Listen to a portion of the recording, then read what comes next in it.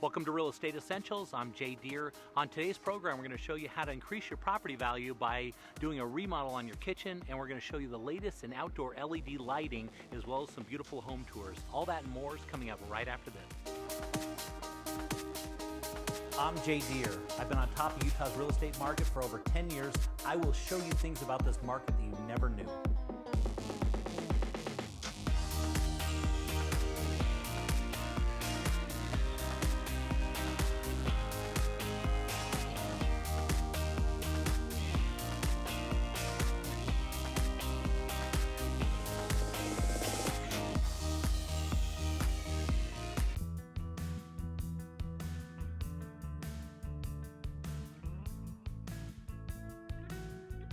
So Zach, I notice more and more cities are going to secondary water. Tell me a little bit about that and how that works. Yeah, the good thing is we're building a lot of homes. Those homes are being built on old farmers' fields. Mm-hmm. Those farmers used to use the ditch water to irrigate their farms. Yeah, so now there's a surplus of that, which is nice. Here in Utah, we can actually use that and put that onto our lawns. Okay, which is great. And so, and I noticed you've installed it on this one, but I noticed there's another line in there. Because there's pros and cons to it.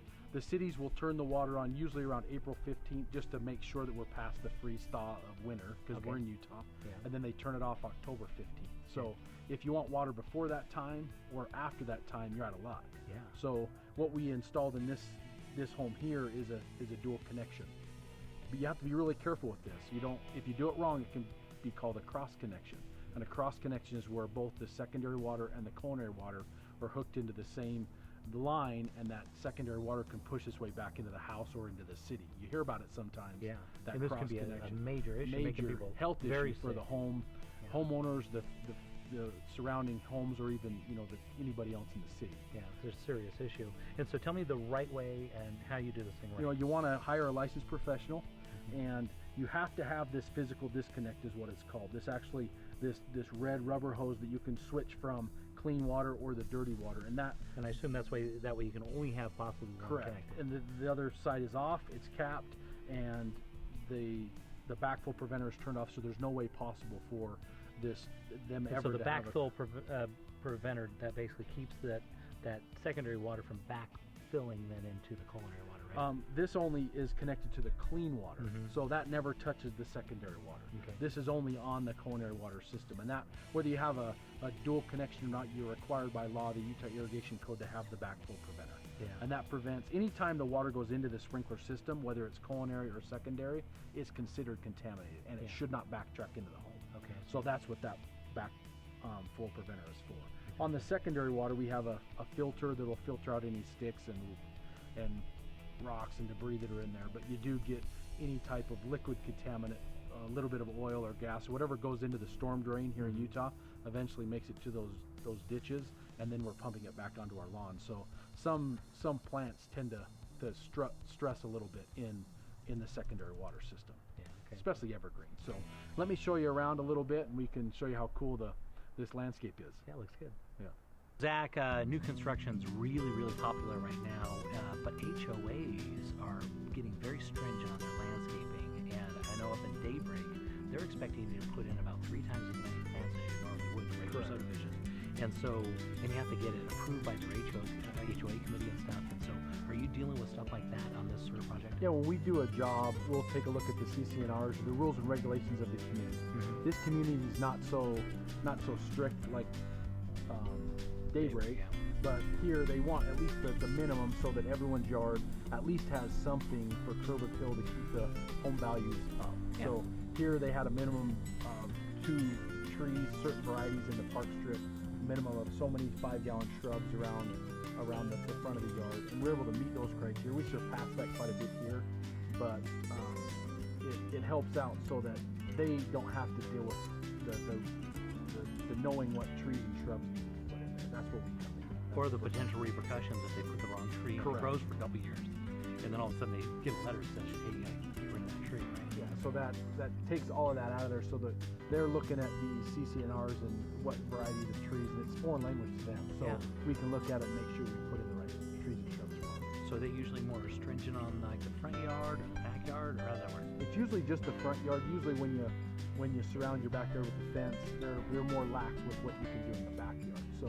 this one, we met the bare minimum here. Just she wanted it nice and basic and simple in the front, and they wanted to put more of their budget amount in the backyard because they had a pretty steep slope, and we were able to come in and clear it all out, excavate it out, and flatten it out for the kids to play on. So let's go look at it, and I'll show you that.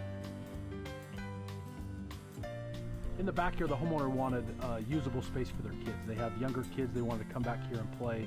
When we came back here, there was a huge dramatic slope from the house all the way to the road. So how we solved that is we excavated all the material out, we hauled it off, put in a small retaining wall for a terrace so that they could have as much area to play on as they could. Yeah, level it all out, which looks great for the kids, and you're able to put a trampoline in, right? The trampoline is a proprietary way that we do that so that there's no structure around it to have to hold it down or hold it up. Yeah. They can run straight off of the grass onto the trampoline. That's great.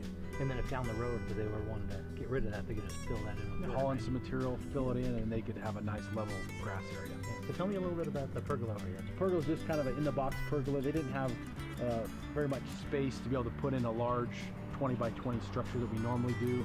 So we did that for them so that when they come out and they can enjoy their kids and be in somewhat of the shade so they're not just baking in the sun until the trees grow. Because all the trees are younger now, so that they don't provide as much shade as they'd like, but in the future they'll full out. And I noticed these nice trees you put all along the back. What kind of trees are those? And I assume those are going to fill in. Those are flowering pears, and by the time they're mature, they'll all start touching it. It acts as a natural screen so that they can, not have to hear all of the cars drive by as their backyard's kind of by a busy road. So the main thing I love about this yard is the landscape lighting. We have LED lighting in here, so it'll draw them outside in the nighttime hours when it starts to get cool in the hot summers that we have. Their flood lighting from their house and also their landscape lighting is something that will help them have that outdoor ambiance that you would have at a resort or downtown city atmosphere. That's great. Well, show me a little bit more. I want to learn more about your outside lighting. Yeah, let's go look at it. Jay, look how inviting this home is with this landscape lighting.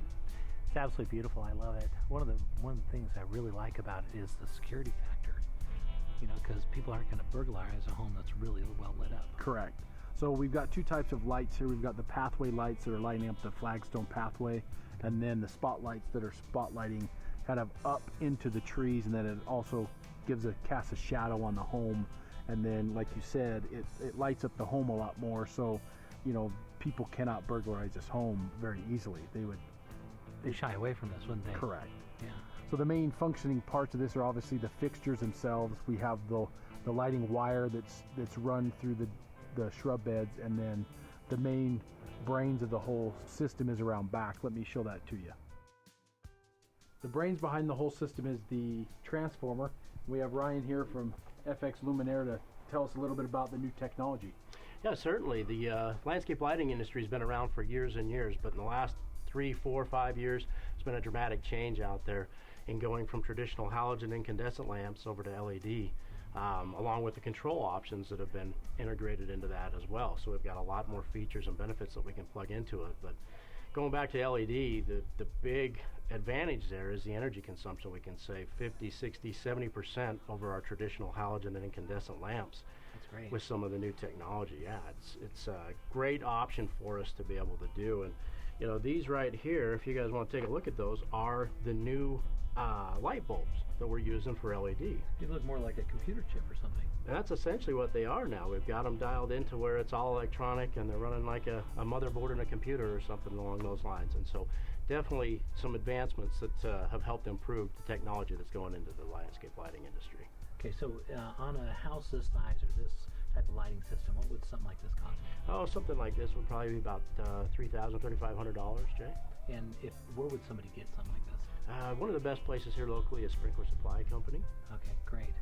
Well, you guys have done a wonderful job on this house. The landscape lighting looks great. The landscaping's flat and looks beautiful. Great work, guys. I really like it. Thank you. Thank you.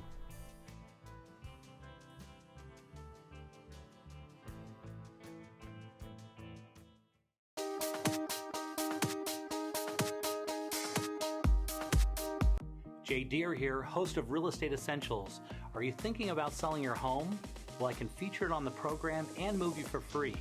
And And be sure to tune into Real Estate Essentials every Saturday afternoon at 4 o'clock, only on ABC 4 Utah. Oftentimes, our clients come to us at the most challenging and difficult times in their lives. We found that at these difficult times, what really makes a difference is knowledge, and that's where we come in.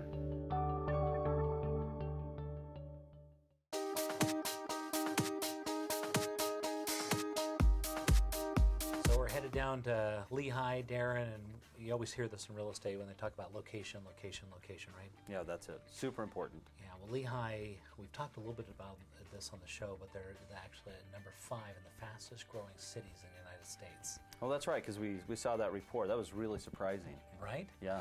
And so the reason why is because they have all these big businesses coming in, Adobe, AdTask, and Exactware. Exactware, yeah. And it's where it's situated, and it's proving to be one of the best locations to, the best values in the whole state by where it's located and all the amenities around it. This one, of course, has the movie theater, the Megaplex, and it's got Thanksgiving Point. It's a really close drive up into Salt Lake. All those new outlets too, right there. The outlet malls, that's right. Yeah. And so there's a lot of opportunity, a lot of things for people to do around there. It's a really nice place to live, and they're beautiful, building some beautiful houses like this. And this particular one is a great example of that. About 5,100 square feet. It's got 6 bedrooms, 2 full, 1 half baths. It's got, of course, the 3-car garage, and it's on just about a quarter of an acre. And you can see the nice kitchen, right? Yeah. Absolutely beautiful kitchen, I think. I love, in this area, I love the views. Yeah, they sit up right on the mountain, huh? They Yeah. kind of overlook everything. Yeah. So Darren, look at those upgrades. They got the granite countertops, the staggered cabinets, and they also got the raised cabinets. Yeah, and I love that backsplash. Yeah, very nice. Hidden into the master bedroom here, they've added in some nice decor there and some, of course, vaulted ceiling, which is always nice, right? Mm-hmm. So Darren, on a property like this at about $500,000, well, they're at $519,900. What's financing look like on something like this? Okay, if you were to put 20% down, which is $103,980, then that would drop your loan amount to $415,920. And what's good about that is that would get you under that $417 mark. Remember, the $417 mark is where a conventional loan changes to a jumbo loan. Yeah, and that's a magical number down in Utah County, right? Yeah, that's right. Because that gets you off of that considered a higher risk loan, so they charge a little more interest. Yeah, it's a different program when you're above 417. So 415,920 would put you, give you an opportunity to get a conventional loan. And on a 30-year fixed loan, if your interest rate was 4.25%, then your APR would be 4.433. But the monthly payment, the principal and interest portion of your monthly payment would be $2,046.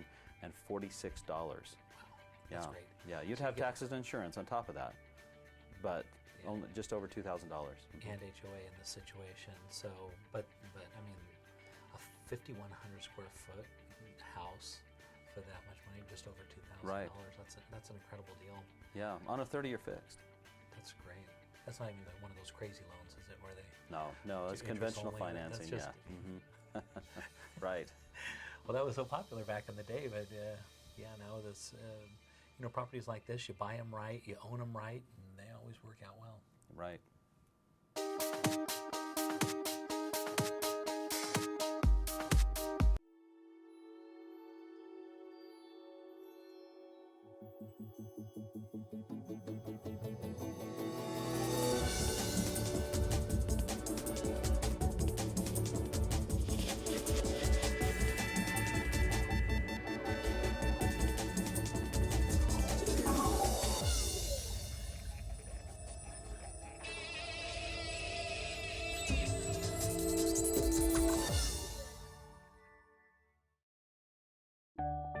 These days, I see so many families work more hours at more jobs or cut out comforts and necessities, all in attempts to improve their lives.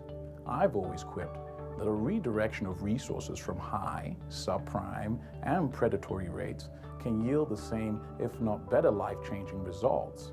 That's where we come in.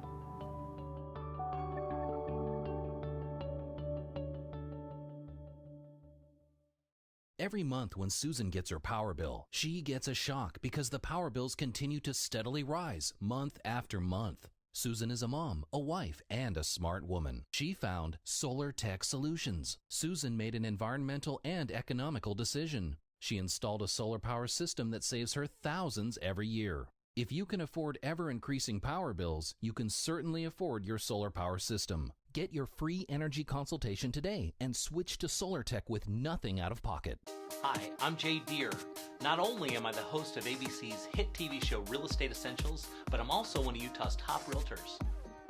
List with me, and not only will I put your home in front of thousands of buyers, but my moving team, Wasatch Moving Company, will move you and your family into your new home for free. So list with me and move for free. And be sure to tune into Real Estate Essentials every Saturday afternoon at 4 o'clock, only on ABC for Utah.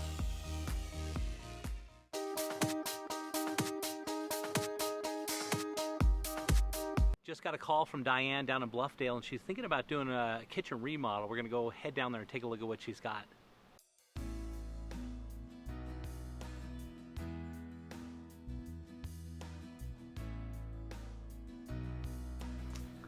So, Diane, you're thinking about doing a kitchen remodel. Yes, we'd really like to update our kitchen. It's about 20 years old, the cabinets are worn, and we're starting to feel the urge to have something totally different. We have a big peninsula, we would like to get rid of that. It makes it hard for all the cooks in the kitchen to get around, and so we're looking to update that. Okay, great. Kitchen's a great place to put money. When we think about selling houses and stuff, like the exterior is number one, the kitchen is actually number two. So it's a great place to put some money. And modernizing a kitchen, there's a lot of opportunity in kitchen because it's a big kitchen, but it's been kind of closed off. Yeah. And so I'm going to get my guys from Fix to come over here and take a look at it because I know they're going to come out with some amazing stuff. Okay. Sounds good.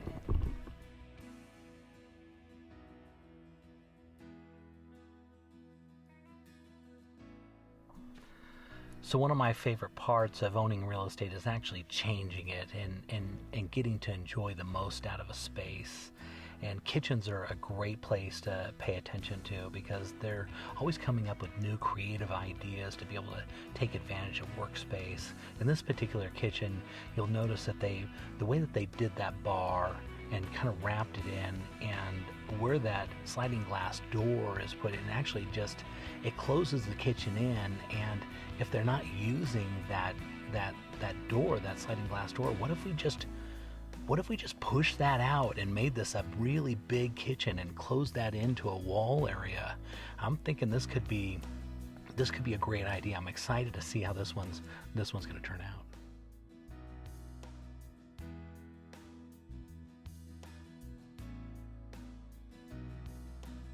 Okay, so we're here at the Lion home here in Bluffdale, and the Lions moved in originally and had this house built in the mid-90s, about 20 years ago, and so they were just ready for a complete remodel on their kitchen, something completely new. And I think they've done a great job of picking out different finishes, cabinets, some flooring. They've got a whole new kitchen. So let me show you a few things about what we've done here in the Lions kitchen. First of all, they had the cabinets torn out, and they have brand new beautiful cabinets. They went with a light color, kind of an off gray, and what they did is had a glaze put on. So we had Stone Ridge cabinets come in. Chris with Stone Ridge just did a beautiful job of putting all new cabinets in. They've got some nice features like a self-closing drawer. You see that? That's kind of an upgrade that they've got in there. They went with a beautiful granite, a 3cm with a nice clean edge on it. And this granite's called a titanium black is what they chose. Real popular these days in the color styles that they've picked out. Really looks great, along with some nice stainless steel appliances that they've gone with. So let's go on over here. I'll show you kind of a major deal that they did here. Before, in this area of the kitchen, they had a sliding glass door. First of all, their cabinet went like this with their island. They had a peninsula sticking out, and they had to have a walk space here to get to their sliding glass door. We tore out that slider, framed it in, did some stucco finish on the outside, and now they've just got a ton of storage and a lot more cabinet space in their kitchen with this wall being finished and filled in here. So they're thrilled about that. And as we move along here, I want to show you this floor area and what we've done with it. The floor was I think it was a 12 by 12 tile, and it looks like a wood now, but this is actually a tile material. and it looks like an antique wood. So what that does for them, it's a lot more durable, will hold up to water on the floor, a lot easier to clean and maintain than a wood floor would be, or a lot of other surfaces that they might have gone with. So it looks like a wood, but it's just a great durable tile. So I think that's a great choice that they had. And the tile supplier that we have and the tiles that we got from is Imser Tile. They're in Salt Lake City. And if you look at this backsplash right here that we had done, that material is also from Imser. And they did this backsplash throughout the whole kitchen on the backsplash areas, where it used to be just a painted drywall material. So as we did the remodel, we tore out the old cabinets and realized that we needed to move some light fixtures around and do some electrical work, change out some outlets and move them. So we had Chris Chipping with Chipping Electric come in. He actually installed these beautiful light fixtures for the Lions. They did a great job of picking those out. And then right above me, you see this beam area. That beam is a major support for their structure. And what we've done is instead of just having a drywall and painted, Stone Ridge cabinets, we were able to wrap that for us. And that's really an upgrade from what it was before. And then obviously the walls have been repainted. They went with a popular gray color on that, which just really spruced things up. So the ceiling's been painted. We've got new paint on the walls. And then we have brand new can lights throughout the whole kitchen, which just really brightens everything up a lot. So the Lions did a great job of picking out their finishes. They really knew what they wanted, and the tile and the cabinets and their countertops, I think everything flows really well and just really upgraded their kitchen in a great way. So they did a good job. And then also our subcontractors were just great, and our suppliers at getting the supplies for them and getting these things installed. So from what it looked like 20 years ago to what it looks like now is just completely different, and we're happy with it. So Diane, when we came in here, we met together. You wanted to redo your whole kitchen, and you had some ideas. First of all, there was a sliding glass door that you had over here. And what made you want to get rid of that slider and get those cabinets put in there instead? We actually did not hate the sliding glass door. It brought a lot of light. Yeah. But because we had to have the space for walking out the sliding glass door, and we had the big peninsula, we did not have hardly any cabinet storage. And I really wanted a lot more cabinet storage. And so we thought if we took out that sliding glass door, we could put cabinets on the wall. And so that was our major point of taking that out. Right, and then the cabinet company was Stone Ridge Cabinets. You worked with Chris there, and he came in and installed these for you. How was that experience, and how did that go for you? It was an incredibly good experience. He is such a gentleman and was so timely and prompt in everything he did, and he allowed us to change our plans as we went along without fretting about it, and he just was such an artist. His work is incredible. We're just so happy with Right, sometimes as a homeowner, it's hard to get those ideas onto paper and get them in your house. So Chris was able to help you with that design and everything. Yes, he has a computer. He was able to put those ideas onto a screen where we could see what it would look like. Move things around as you went. Yeah, and then on top of your beautiful cabinets, we got Bedrock Quartz, our granite supplier, come in and do the countertops for you. Can you talk a little bit about that as far as the material that you chose and how that process went? Yeah, we chose titanium black, and we were very happy that we were able to go in there and we could, they would work with us on being able to match our colors. We were able to take the cabinet doors and the flooring and everything and put that against the granite, and they always let us come in anytime that we needed to. Also, one thing that we were thrilled with is before they cut any of the granite, we came in and we saw the layout on a computer. We were able to move,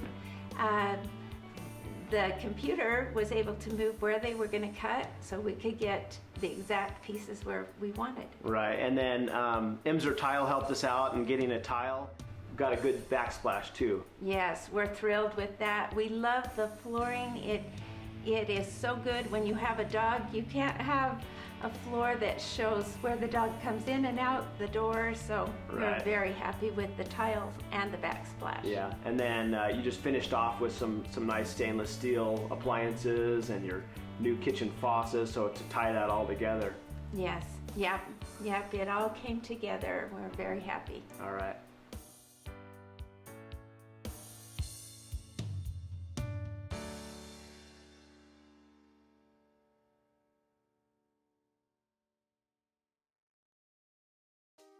Well, the guys from Fix did an incredible job on that kitchen. I know Diane's going to have many years of enjoyment of that. And the best part is when it comes time for her to sell, I know she's going to be able to get a ton more money. Now, be sure to tune in next week because real estate's all about local timing and knowledge, and that's what you get here on Real Estate Essentials. All right, I got a really good question for you this time. Super good. And that is, what is the biggest mistake that for sale by owners make that you've seen? Biggest mistake for sale by owners make are definitely their pricing. They tend to be very, people are attached to their personal property more so than buyers are, and that's their dilemma. They can't look, it's really hard to do. I mean, actually coming up with the actual sales price of a house is one of the most challenging things to do. Funny thing, as the seller, you really don't decide what the price is because you're not the one buying, it's the buyer. Yeah, that's and right. So you have to get it in line, even though they think it might be worth a whole lot of money if a buyer's not willing to pay for it, it doesn't sell. And time on the market isn't good for a house because it shows that there's something wrong with it. Buyers don't like it. Right. And so that's the biggest problem for sale by owners that I've seen is they're too emotionally attached to the outcome. That's why you hire a professional, because they can make a professional decision, look at it and say, this is what, and be able to bring you the data from an educated, understanding the market, what's going on. They can bring you to say, listen, this is what's going to happen, and this is how long it's going to take, and depending on what their angle is and how quickly people want to move it, then you know, price it accordingly. That's the number one. If you could say, what's the biggest thing you can do to sell your house? Price it correctly. Oh yeah, right. And that's also the number one thing that for sale by owners struggle with. You've probably seen people underprice them too, I bet. Oh, absolutely. Yeah. People underprice them all the time. They fly off the sell, and they're all excited. For sale by owner, you hear it all the time. Listen, I did it for sale by owner. I put it up on the market. I had 5 offers the first day. No, really? Yeah. And they'll be all excited. No, listen, I don't need a real estate agent. I don't need it. I had 5 offers within the first hour. I'm not sure that's such a good thing. Yeah, that's right. It means you sold it for maybe a little bit too cheap. But could be potentially, I mean, and they like to say, no, it was just so desirable, so, or you gave it away. Yeah. You know what I mean? Good point. Because you want to stretch the market a little bit. You want people clawing up into it, you know? That's what you want. Yeah, sure. You want them just barely scratching to get to it. You know what I mean? That's the way I like to sell them. Yeah. I see where the market is. Let's try and get that. First week on the market, let's put it just. Yeah, that's right. You know? That's a great. Yeah, that's good stuff, right?